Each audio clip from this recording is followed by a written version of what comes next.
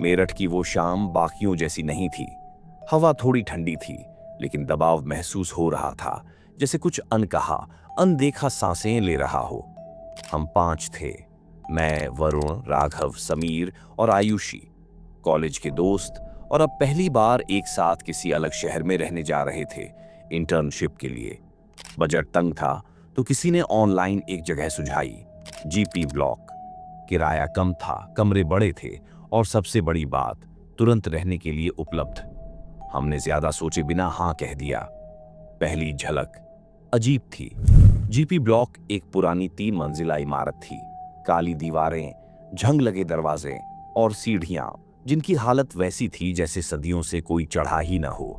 Gate पर कोई चौकीदार नहीं था, बस एक फीका सा बोर्ड, ब्लॉक जी, किराए के लिए फ्लैट्स। किसी ने हमें तीसरी मंजिल पर फ्लैट नंबर 308 बताया था। हम ऊपर चढ़े। लिफ्ट नहीं थी। हर कदम पर एक हल्की सी आवाज आती थी, नहीं पता पैरों की थी या हवा की। कमरा खोलते ही सबसे पहला रिएक्शन आया वरुण का। ये जगह तो डरावनी फिल्म का सेट लग रही है भाई। हम हंसे, नर्वस हंसी। अंदर 3 कमरे थे, एक छोटा सा हॉल और एक पुराना रसोई घर। दीवारों पर सीलन थी। समीर ने मजाक में कहा, आयुषी, अगर तुझे कोई परछाई दिखे तो पहले सेल्फी ले लेना, वायरल हो जाएगा। आयुषी ने कुछ नहीं कहा, बस खिड़की के बाहर देखती रही। खामोश। रात पहली थी, नींद आखिरी नहीं। हम सब अपने कमरों में थे, लेकिन मुझे नींद नहीं आ रही थी। हॉल से कुछ हल्की सी आवाजें आ रही थीं, जैसे कोई चल रहा हो नंगे पांव। मैंने दरवाजा खोला, झांका, कोई नहीं था। समीर भी बाहर निकला। तू भी सुन रहा था? मैंने सिर हिलाया। हम दोनों वापस चले गए। रात के 3 बजे आयुषी का दरवाजा अचानक खुला। राघव ने देखा, आयुषी हॉलवे में खड़ी थी। आंखें खुली थीं, लेकिन चेहरा बिल्कुल खाली था। तू ठीक है? वो धीरे से बोली। वो दरवाजा खुला था। कौन सा? वो बस हॉल की ओर इशारा करके अंदर चली गई। दरवाजा बंद। अगले दिन हम सामान्य रहे, लेकिन डर अब दीवारों में था, बहुत महीन, बहुत असली। रसोई में रखा पाइप अपने आप टपकने लगा, जबकि पानी की टंकी बंद थी। वरुण का बैग खुद खिसक गया। उसने इसे हवा कहा, लेकिन वहां कोई हवा थी ही नहीं।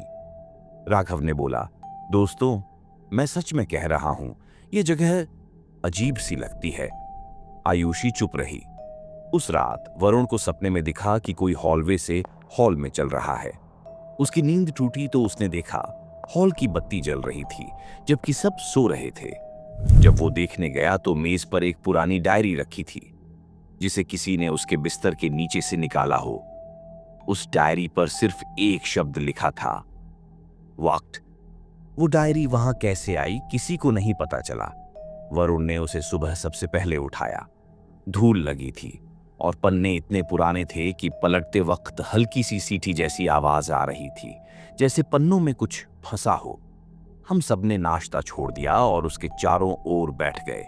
पहला पन्ना खाली था, दूसरे पर सिर्फ एक लाइन लिखी थी, इस वक्त को समझने की कोशिश मत करना।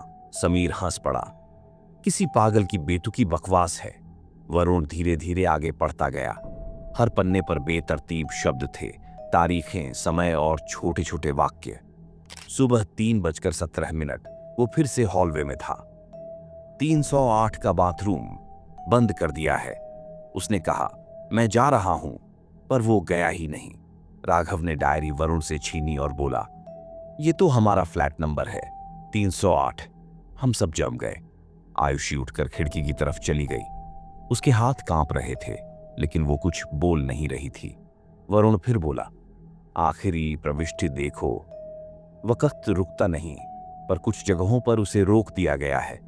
जहां तुम हो वहां हर चीज चल रही है, सिर्फ वक्त नहीं। समीर का चेहरा फीका पड़ गया। भाई, मैं कल फोन में समय देख रहा था, 3:17 पर स्क्रीन जम गई थी, और जब दोबारा चालू किया तो बिल्कुल वही समय दिखा रहा था। वो लाइन अब समझ आने लगी थी। 308, 3:17। समय, वक्त। आयुषी अचानक पलटी। मुझे लगा था मैंने कोई दरवाजा खुलते देखा, लेकिन वहां कोई था ही नहीं। राघव ने कहा, तुम लोग महसूस कर रहे हो ना कि जब से हम आए हैं कोई न कोई चीज बार बार दोहराई जा रही है। हमें याद आया, हॉल में बत्ती हर रात अपने आप जल रही थी। समीर की घड़ी 2 दिन से वही समय दिखा रही थी। वरुण के बैग से डायरी बार बार उसी जगह से गिर रही थी, जैसे हम एक चक्र में थे, एक ऐसे घेरा जहां सब कुछ दोहराया जा रहा था, पर हम समझ नहीं पा रहे थे। उसी रात आयुषी ने अपने फोन से कुछ रिकॉर्ड करने की कोशिश की। रात के 3 बजे उसने हॉलवे की वीडियो बनाई। जब सुबह सब उठे, उसने हमें वो फुटेज दिखाई।